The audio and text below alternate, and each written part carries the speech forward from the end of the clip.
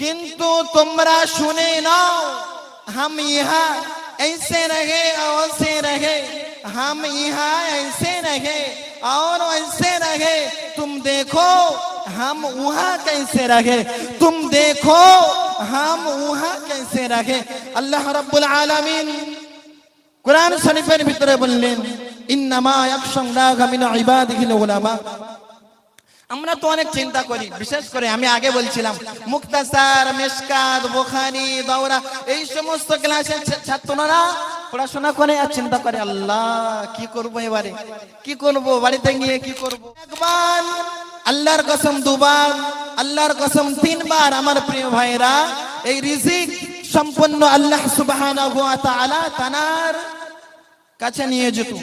তিনি বললেন ওয়ামাই ইয়াত্তাকিল্লাহ ইয়াজআল লাহু মাখরাজ। আমাদের ছাত্র, আমাদের গৌরব হযরত মাওলানা মুফতি সৈয়দ হুসাইন খুবই সংক্ষিপ্ত আকারে আমাদের সামনে মূল্যবান কথা উপস্থাপন করবে। আমরা তা ধীরে স্থিরভাবে শ্রবণ করব।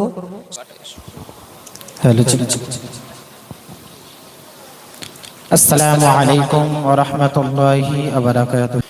حامدا ومصليا أما بعد، أعوذ بالله من الشيطان الرجيم.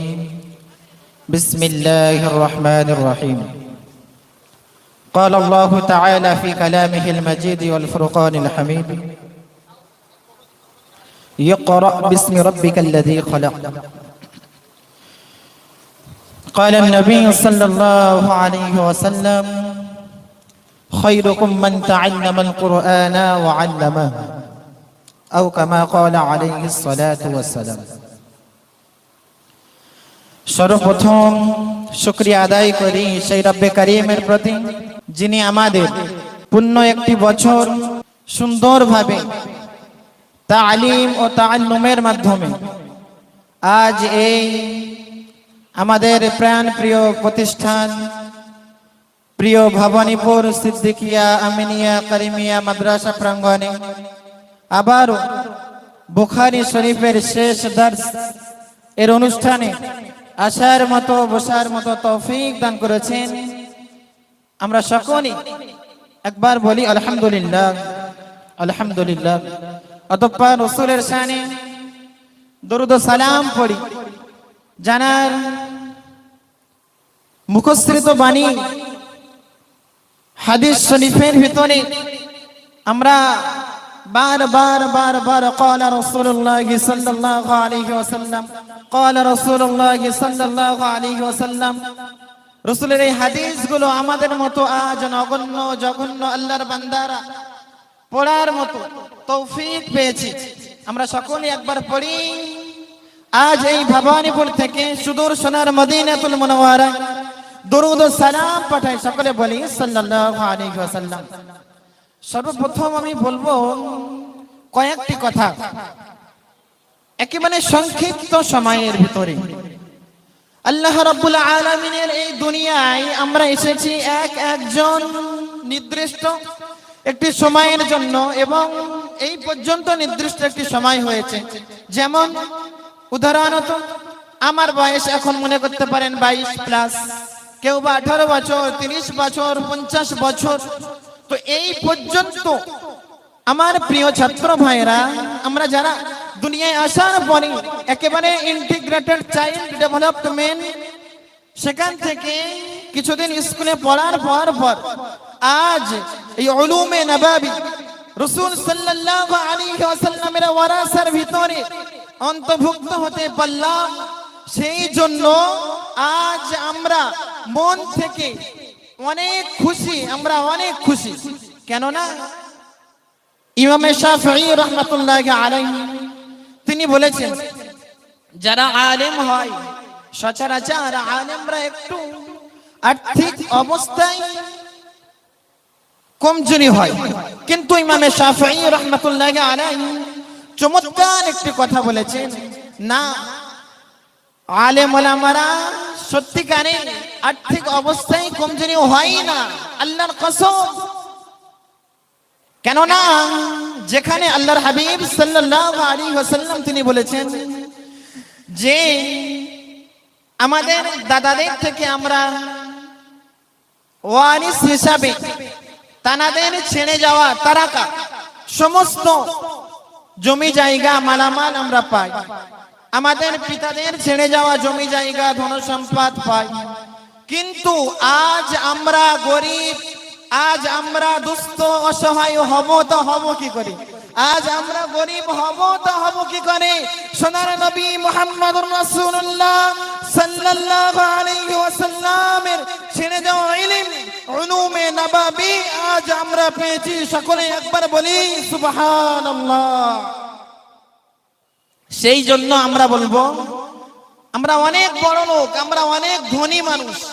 ইমামে শাফিঈ বলেছেন, হযরত আবু হুরায়রা রাদিয়াল্লাহু তাআলা আনহু তানার উদাহরণ দিয়ে এক সময় আল্লাহর হাবিব সাল্লাল্লাহু আলাইহি ওয়াসাল্লামের প্রিয় সাহাবী আবু হুরায়রা রাদিয়াল্লাহু তাআলা আনহু তিনি ক্ষুধার কষ্টে মসজিদে নববী শরীফে এবং বিভিন্ন জায়গায় মৃগী রোগ হলে যেমন মানুষ কাতরায় ক্ষুধায় কাতরাতে থাকে, হযরত আবু হুরায়রা রাদিয়াল্লাহু তাআলা আনহু ক্ষুধার কারণে ছটফট ছটফট ছটফট ছটফট করতেন। এক সময় রাসূলের এই সাহাবী আবু হুরায়রা রাদিয়াল্লাহু তাআলা আনহুকে আল্লাহ রাব্বুল আলামিন এমন ধনী করেছেন, এমন বড়লোক করেছেন আর্থিকভাবে। আবু হুরায়রা রাদিয়াল্লাহু তাআলা আনহু হাদিস শরীফের দিকে যদি আমরা তাকাই, বারবার আনা আবি হুরায়রা রাদিয়াল্লাহু তাআলা আনহু একজন রাবী হিসাবে আমরা তানাকে পাবো। হযরত আবু হুরায়রা রাদিয়াল্লাহু তাআলা আনহু তিনি একটা সময় দুমুঠো খানার কারণে, প্রিয় গার্জিয়ান বৃন্দ ভালো করে এই পয়েন্টটি আপনারা শুনবেন আমার প্রিয় ভাইয়েরা। আমি জানি যারা বিশেষ করে মুখতাসার, মিশকাত, বুখারী, ইফতা এই সমস্ত ক্লাসে আমরা চলে আসি, আমি একটুখানি ক্ষমা চেয়ে নিচ্ছি, অনুরোধ। যে কথা আমি বলছিলাম, আবার আমরা যেই কাজ করছি একটু এদিকে আমাদের কানটি রাখবো এবং মন রাখবো।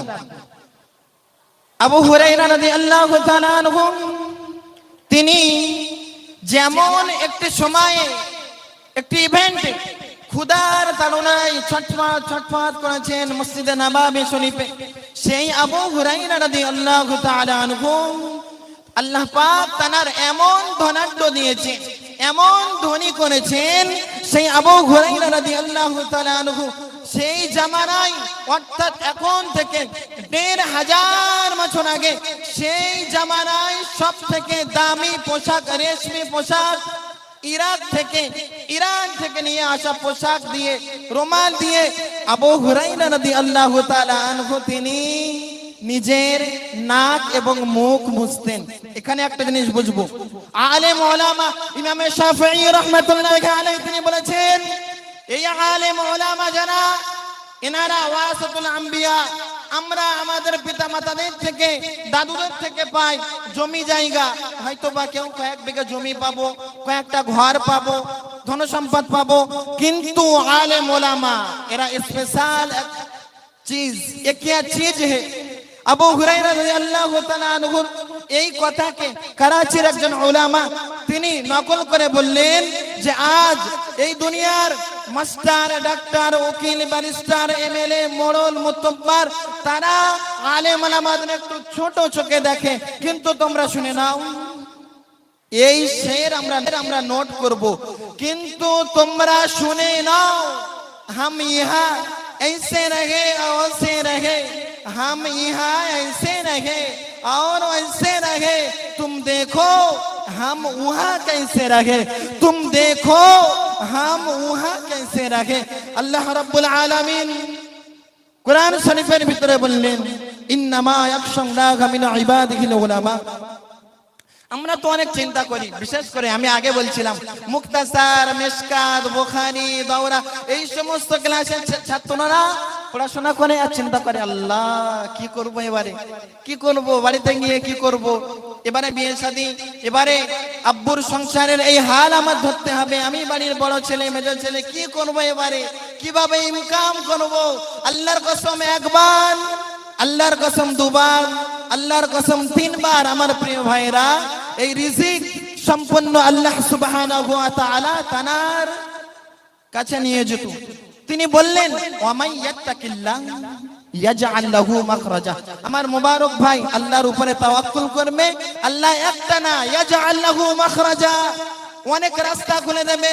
এক সময় আবু হুরায়রা রাদিয়াল্লাহু তাআলা আনহু যেমন খানা না পাওয়ার কারণে মসজিদে নববী শরীফে কাতরাচ্ছিলেন, ঠিক অপরদিকে যদি আমরা দেখি আবু হুরায়রা রাদিয়াল্লাহু তাআলা আনহু রেশমি পোশাক দিয়ে নিজের নাক মুছছিলেন। প্রিয় ভাইরা, আমার এই সংক্ষিপ্ত বক্তৃতায় একটা কথা, এই ইলম উলুমে নববী আমরা যা শিখছি তারপরেও কিছু কিছু আমাদের ভিতরে পিছনে ফেলে থাকা অনেক জ্ঞান, অনেক শিক্ষা, অনেক পড়া আমাদের জেল থেকে যায়, বাকি থেকে যায়।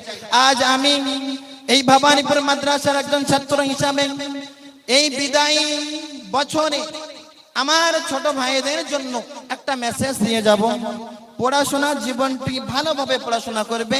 আল্লাহ চায় তো তোমার পরবর্তী জীবন, আশা করা যায় পরবর্তী জীবন এভাবে পিছনে ফিরে তাকাতে হবে না।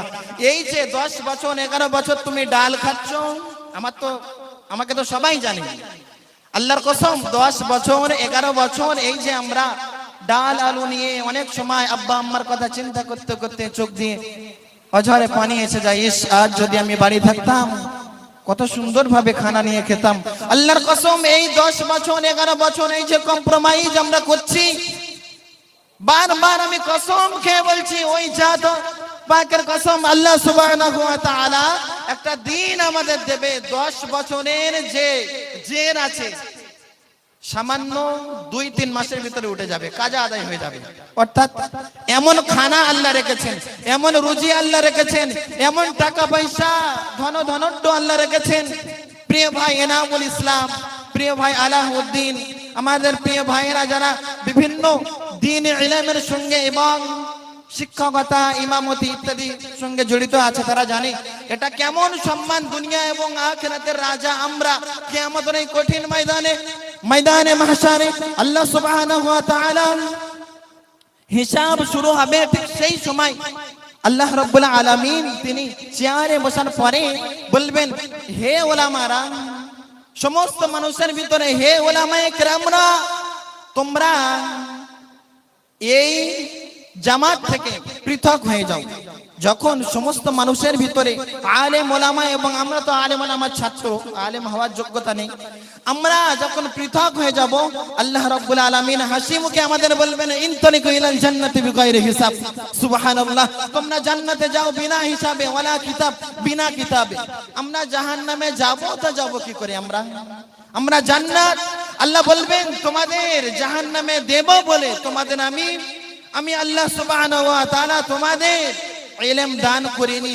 এই যে কোরআন, এই যে হাদিসের ছাত্র আমরা, এই কোরআন এবং হাদিস আমরা শিখছি, আল্লাহ সুবহানাহু ওয়া তাআলা আমাদের দুনিয়া এবং আখিরাত দুই জায়গায় আমাদের সফলতা দান করবেন। সর্বশেষে আমি দোয়া করি সমস্ত গার্জিয়ান এবং আমার মাথার মুকুট সমস্ত ওস্তাদদের জন্য, আল্লাহ পাক আমাদের সমস্ত ওস্তাদদের জন্য দ্বীন ও ইলম আরো সুন্দরভাবে আমাদের বোঝানোর তৌফিক দিন। সকলে বলি আমিন। সমস্ত ছাত্র ভাই, ছোট ভাই, প্রিয় ভাই, পড়াশোনা এমন ভাবে আমরা করব যেন পরবর্তী সময়ে এক একজন উলুমে নববীর চিজ যেন আমরা তৈরি হই, সমাজে গিয়ে যেন সমাজ আমাদের এবং আমাদের প্রিয় হুজুর ইয়াকুব হুজুর তানার ছাত্র হিসাবে যেন সমাজ আমাদেরকে বাজিয়ে দেখে নিতে পারে। আল্লাহ পাক আমাদের সকলকে তৌফিক দান করুন। ওয়া মা আলাইনা ইল্লাল বালাগ। আসসালামু আলাইকুম ওয়া রাহমাতুল্লাহ।